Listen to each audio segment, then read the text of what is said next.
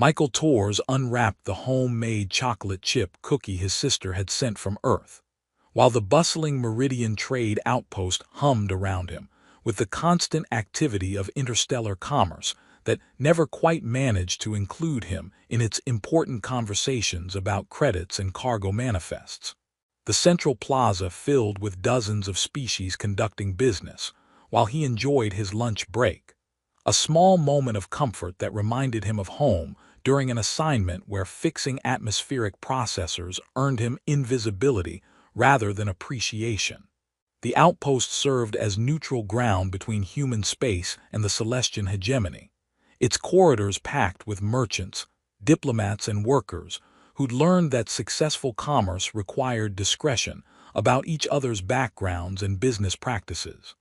Michael's work involved maintaining environmental systems that kept the station habitable for multiple species, with different atmospheric requirements, technical challenges that demanded creativity and patience, while ensuring he remained unnoticed by the important people making decisions that affected trillions of credits worth of interstellar trade.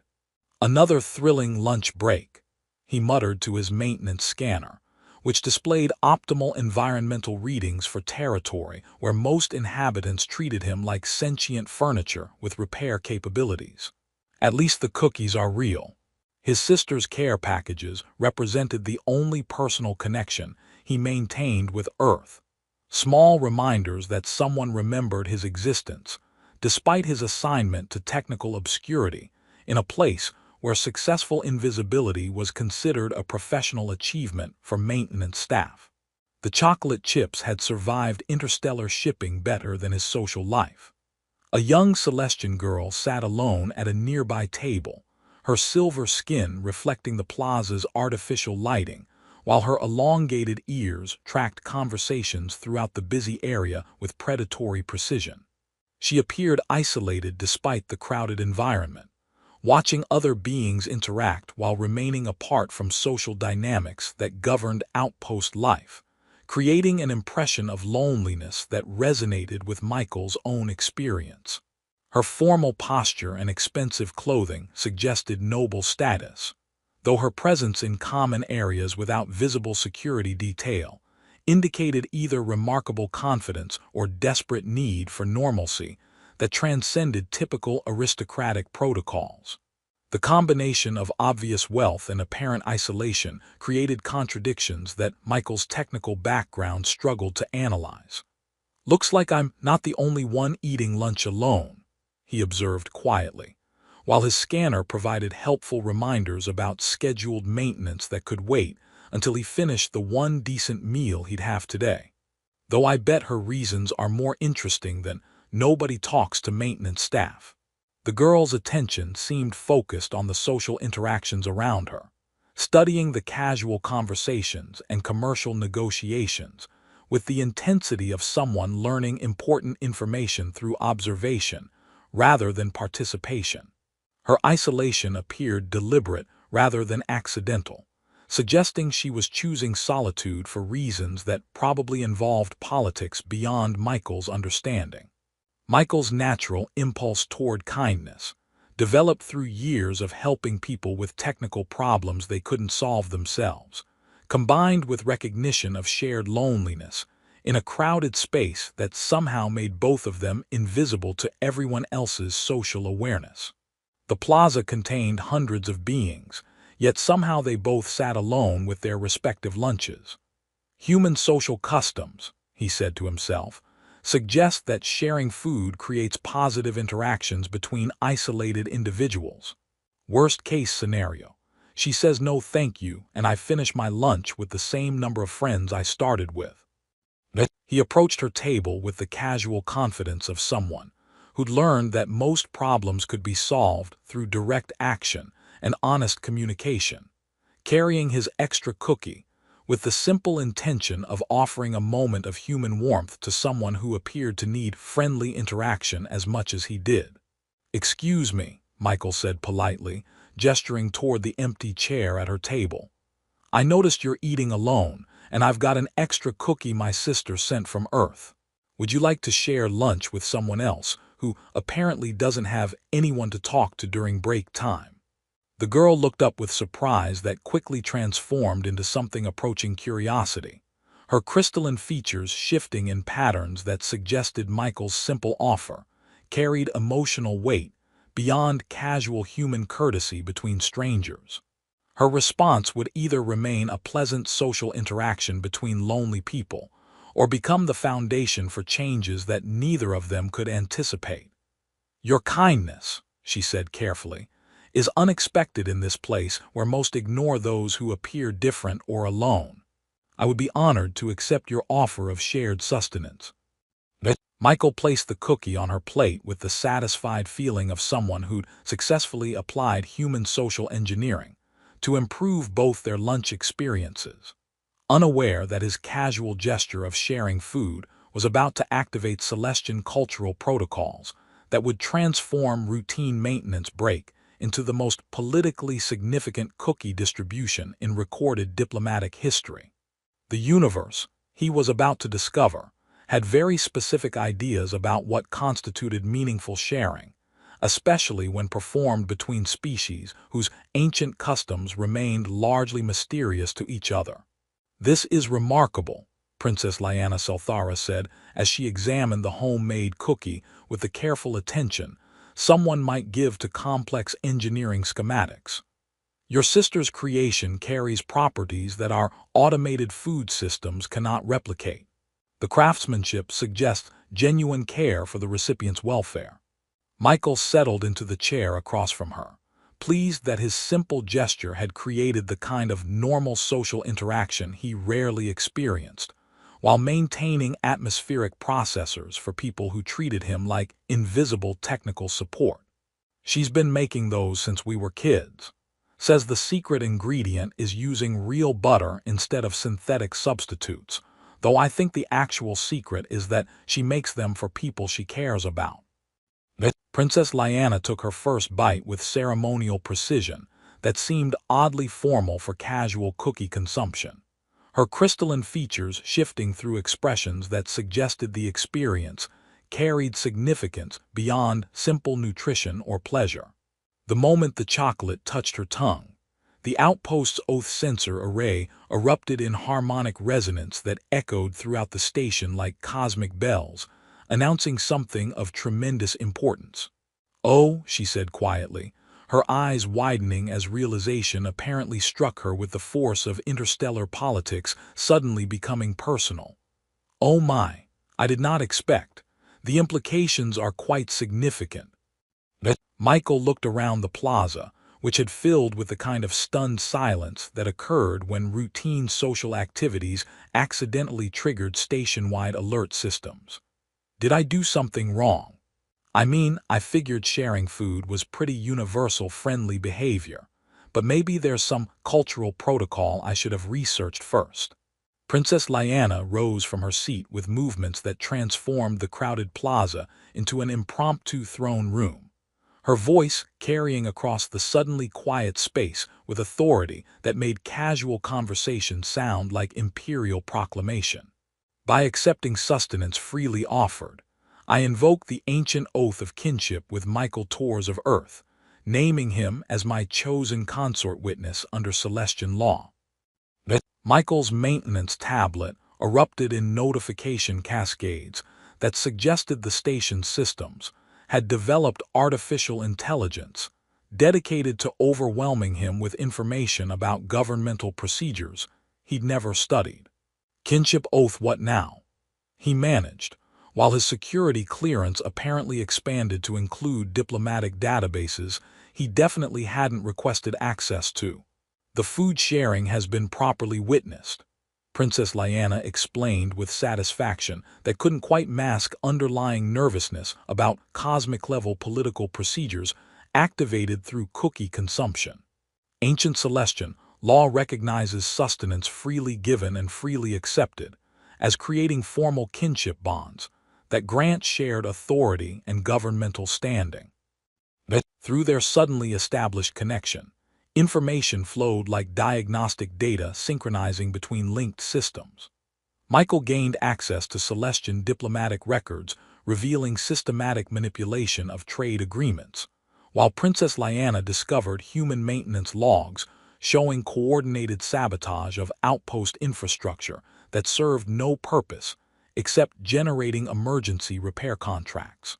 Administrator Chen, Michael realized as data streamed across their shared awareness, has been coordinating with your Minister Velkaran to maintain what they call optimal breakdown protocols. Equipment failures generate repair contracts, while trade delays justify expensive expediting services.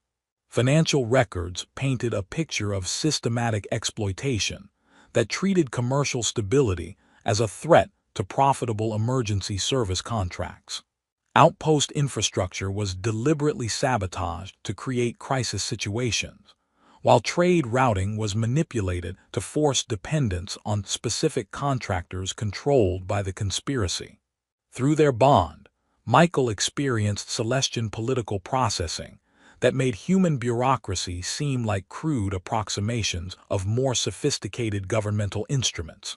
Princess Leia discovered that human technical thinking operated through practical approaches that her royal education had never considered relevant to policy implementation, but which proved remarkably effective at identifying systematic corruption.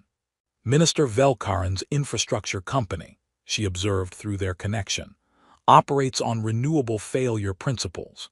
His contracts depend on continued system problems because solved technical issues would eliminate ongoing revenue streams and reduce demand for emergency engineering services. The oath of kinship created mental intimacy that made sharing thoughts feel as natural as sharing food, though Michael's human tendency toward direct problem-solving seemed to fascinate someone whose royal training had emphasized theoretical governance frameworks rather than hands-on technical solutions. Evidence accumulated revealing that outpost problems had been carefully orchestrated to maximize profits for emergency service providers. Commercial disruption wasn't accidental equipment failure, but calculated business opportunity, with both species trade welfare sacrificed for contractor profits measured in quarterly revenue reports.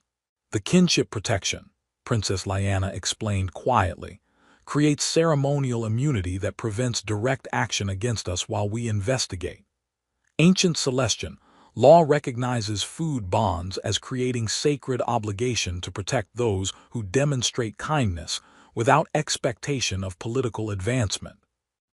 Their shared awareness revealed suspicious coordination between human emergency contractors and Celestian logistics companies, all carefully structured to benefit from continued outpost infrastructure problems. Equipment failures weren't random mechanical breakdowns, but calculated profit optimization, with commercial stability measured against corporate earnings rather than trade efficiency. Michael's achievement notifications had progressed to Level 1, accidentally bonded to Alien Princess, with helpful cultural notes about kinship customs that included formal recognition ceremonies and permanent integration into royal family systems that made human social interactions seem remarkably limited by comparison. The plaza remained unnaturally quiet as various species processed the implications of a maintenance technician, accidentally becoming legally bound to Celestian royalty through cookie-sharing protocols that most assumed were theoretical ceremonies rather than active governmental procedures. Princess, Michael said carefully, I should mention that when I offered to share lunch, I was thinking more along the lines of casual friendship rather than cosmic political alliance. Though I have to admit, this is the most interesting reaction anyone's ever had to my sister's baking. Her laugh carried musical undertone that seemed to harmonize with the station's now-quiet oath sensors. Your kindness was offered without knowledge of its implications, which makes it more valuable rather than less. The oath recognizes genuine care regardless of political sophistication. The weight of cosmic decision settled around them like gravity remembering its most diplomatic responsibilities, while forces throughout the outpost began positioning themselves to either exploit or eliminate the accidental partnership that could expose systematic corruption worth billions of credits. The oath of kinship's integration protocols transformed Michael and Princess Lyanna's connection into something resembling a two-person infrastructure intelligence agency specializing in commercial system sabotage, complete with shared consciousness that made processing corruption data feel like collaborative engineering between someone who understood how maintenance systems were supposed to work and someone who understood how governmental oversight was designed to prevent exactly the kind of systematic exploitation they were discovering. Their combined awareness flowed like synchronized diagnostic systems, allowing them to examine evidence with human technical precision and Celestian royal authority. Administrator Chen's emergency logistics protocols, Princess Lyanna observed through their link, demonstrate remarkable creativity in failure engineering. I'm reviewing maintenance schedules that claim efficiency improvements while actually documenting sabotage procedures designed to create infrastructure problems, requiring premium emergency intervention services. Michael felt their awareness merging in ways that made distinguishing between his thoughts and hers an increasingly academic exercise. The evidence revealed systematic coordination that extended far beyond simple commercial fraud. Outpost infrastructure had been deliberately compromised through software updates that introduced system instabilities. Trade route scheduling had been altered to create bottlenecks that forced merchants to pay expediting fees. And even basic maintenance supplies had been controlled through artificial scarcities that generated dependency on expensive emergency procurement contracts. Through Princess Lyanna's royal access, Michael discovered hidden communication networks revealing that commercial infrastructure had been systematically corrupted whenever independent operation threatened to eliminate justification for corporate interventions. The outpost problems weren't accidental equipment failure, but carefully maintained business opportunity, with both species trade welfare sacrificed for contractor profits. Minister Velkarin's infrastructure contracts, Michael realized through their shared investigation, operate on manufactured breakdown principles. His company creates system problems through deliberate sabotage, then charges premium rates for emergency solutions to crises they systematically cause, while preventing sustainable infrastructure that would eliminate ongoing maintenance contracts. The danger escalated as their investigation attracted attention from multiple conspiracy beneficiaries. Human security forces had begun subtle repositioning around common areas, while Celestian Palace guards moved with careful precision that suggested preparation for operations designed to eliminate inconvenient witnesses before royal oversight could threaten profitable status quo arrangements built on systematic infrastructure sabotage. Their cultural exchange continued as they navigated the intimate requirements of shared kinship consciousness during conspiracy investigation. Michael discovered that Celestian problem-solving involved hierarchical analysis that his human practical instincts seemed to disrupt, while Princess Lyanna learned that human technical approaches operated through systematic testing that identified problems her royal training would approach through diplomatic channels that somehow never quite resolved underlying infrastructure issues. Your thought patterns, she noted with scientific fascination, create solution pathways that ignore traditional corporate hierarchies but somehow reach effective technical conclusions. The cognitive approach suggests your species developed maintenance intelligence through direct interaction with broken systems, rather than theoretical infrastructure frameworks designed to prevent problems. Through their bond, Michael experienced Celestian royal processing that made human bureaucracy seem like crude approximations of more sophisticated governmental instruments. Princess Lyanna discovered that human practical thinking operated through pattern recognition that identified systematic exploitation, Her royal education would classify as separate technical issues, requiring different maintenance departments to handle individually. The conspiracy evidence revealed coordination that reached beyond simple profit motive into deliberate infrastructure manipulation, designed to maintain what Chen and Velcorin called sustainable breakdown management. Commercial systems had been designed to fail just enough to justify ongoing intervention contracts, while success rates remained high enough to prevent complete operational collapse that would expose their systematic sabotage of trade infrastructure. The artificial system failures, Princess Lyanna explained through their connection, weren't accidental equipment breakdowns. Commercial infrastructure was coordinated to create problems that increased emergency response requirements while generating revenue for repair services, expediting assistance, and extended maintenance contracts that somehow never quite established reliable long-term operation. External surveillance increased as both human and Celestian forces prepared for corporate deadline operations. Through their shared awareness, they tracked movement patterns that suggested coordinated planning between supposed commercial competitors, proving the conspiracy reached operational levels of both infrastructure services that were supposed to maintain trade systems.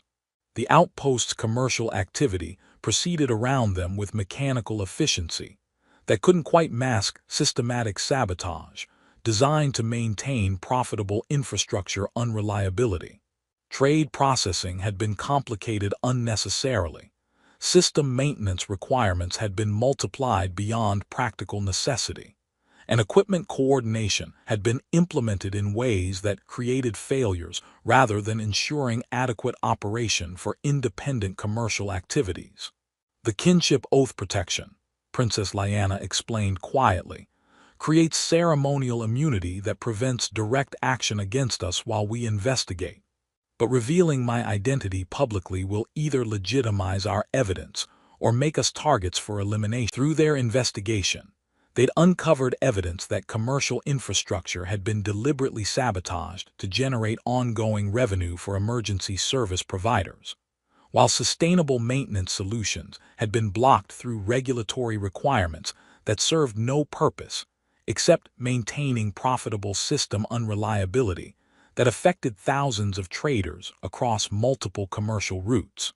I should mention, Michael admitted through their connection, that accidentally bonding with alien princesses during routine lunch breaks wasn't covered in maintenance training.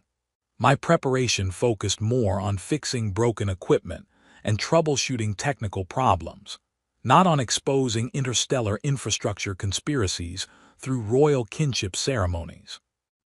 Her mental laughter rippled through their shared consciousness like harmonic resonance in perfectly calibrated systems. Royal education includes extensive coverage of kinship oath traditions, but mostly as ceremonial procedures for planned political alliances. No one expected them to activate through genuine human kindness, expressed during infrastructure crisis, involving systematic commercial sabotage. The corporate deadline announcement echoed through outpost communications, while thousands of traders continued depending on infrastructure systems that had been corrupted into profit generation mechanisms.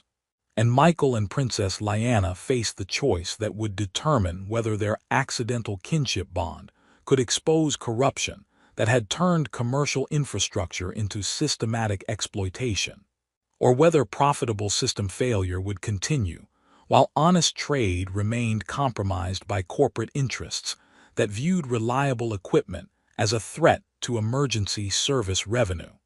The corporate response deadline approached with the weight of commercial destiny, painting the outpost corridors in emergency lighting that Michael's exhausted consciousness could only describe as the official color of systematic infrastructure exploitation, reaching its moment of technical truth.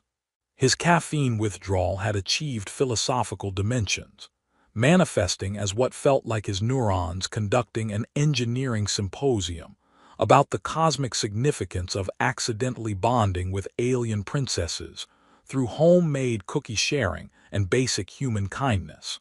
Your species' stimulant dependencies, Princess Lyanna observed through their bond, her mental voice carrying what had become familiar affection mixed with royal curiosity, create fascinating technical resonance patterns. I'm experiencing sympathetic cravings for something you call emergency maintenance fuel, which sounds either deeply practical or mildly hazardous for long-term cognitive function.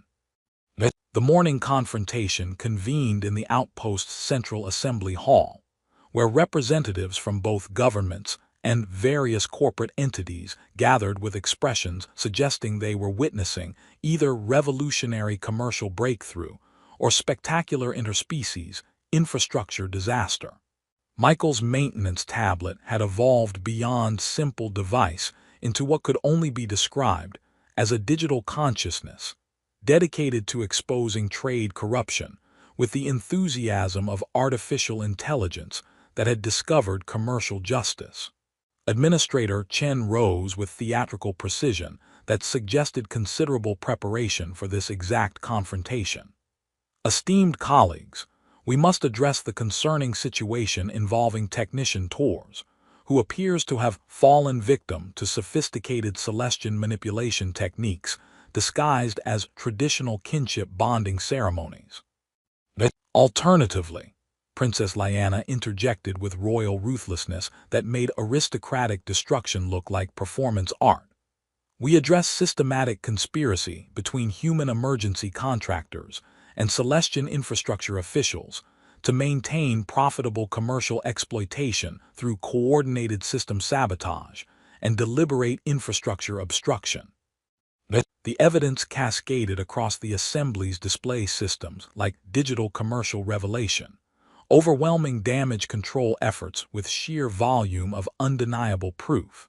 Financial records revealed Chen's logistics division receiving payments coordinated with Velkarin's infrastructure corporation, all carefully timed around system failures that maximized emergency service contracts while preventing reliable commercial infrastructure that would eliminate ongoing revenue streams. The equipment failures, Michael explained to the increasingly pale-faced assembly, were artificially maintained through coordinated sabotage and system compromises. Commercial infrastructure wasn't failing due to normal wear but profit optimization algorithms designed to extend emergency service contracts, while preventing reliable operation that would reduce dependency on expensive intervention services. Communication logs showed suspicious coordination between supposed infrastructure competitors, revealing that commercial systems had been deliberately designed to fail at precisely the rate that justified ongoing intervention contracts without triggering complete operational replacement.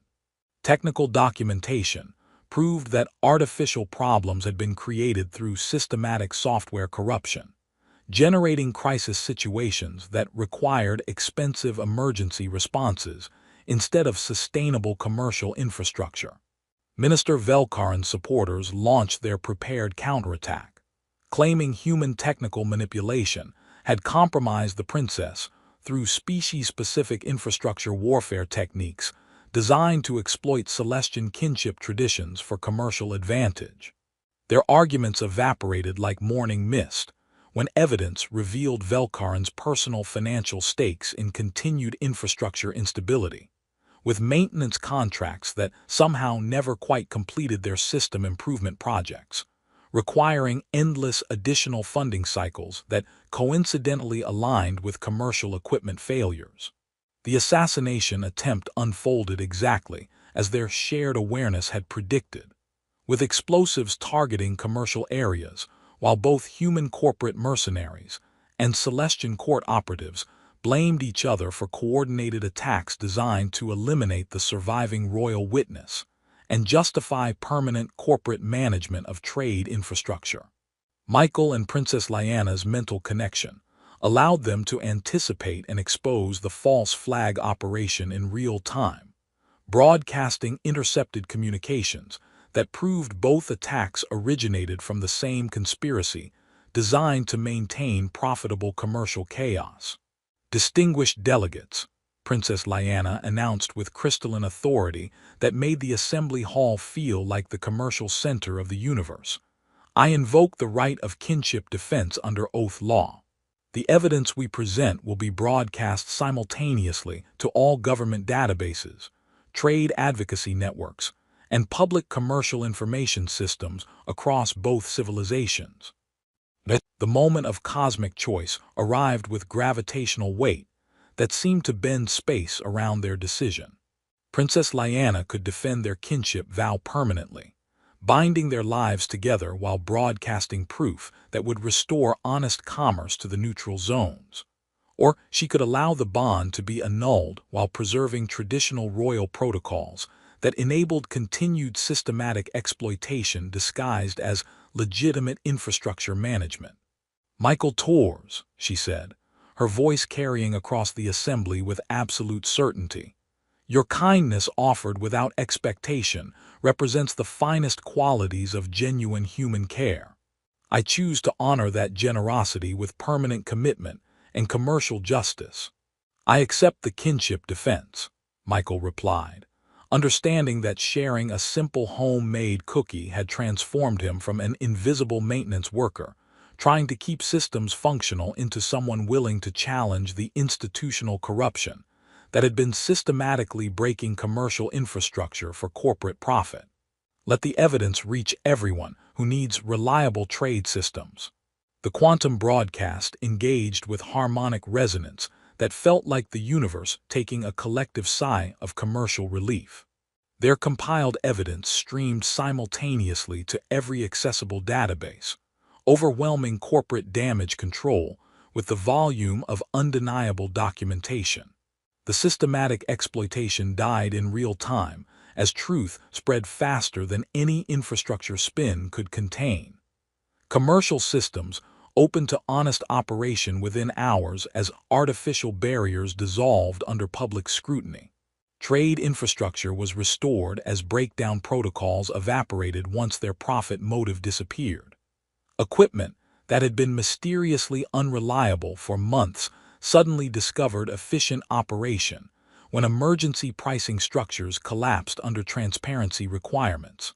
Michael's achievement system reached mission complete, accidentally revolutionized interstellar commercial infrastructure, while offering congratulations on most technically significant kinship bond in recorded history.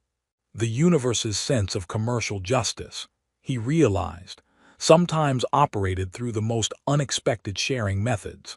6 months later, Michael and Princess Lyanna oversaw the opening of the first independent maintenance consortium operated jointly by human and Celestian technicians. Their accidental kinship bond having become the foundation for new trade protocols that prioritized actual infrastructure reliability over contractor revenue.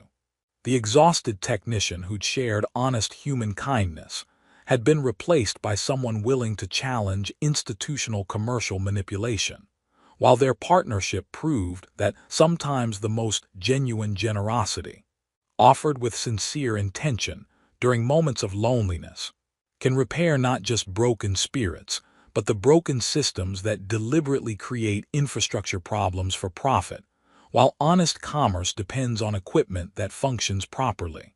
Your emergency maintenance fuel